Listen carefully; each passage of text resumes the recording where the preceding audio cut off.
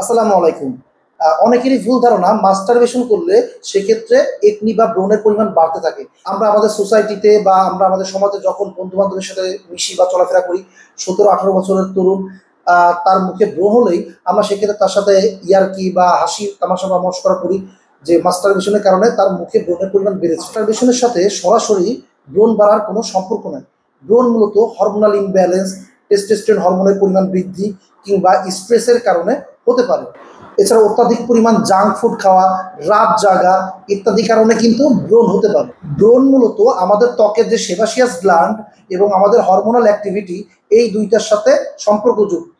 Masturbation করলে sebaceous gland থেকে sebum secretion পরিমাণটাও বাড়ে না, আবার পোরগুলোও কিন্তু ব্লকেজ হয় না। তাই আমরা বলতে পারি মাস্টারবেশনের সাথে সরাসরি ব্রণের কোনো সম্পর্ক নেই।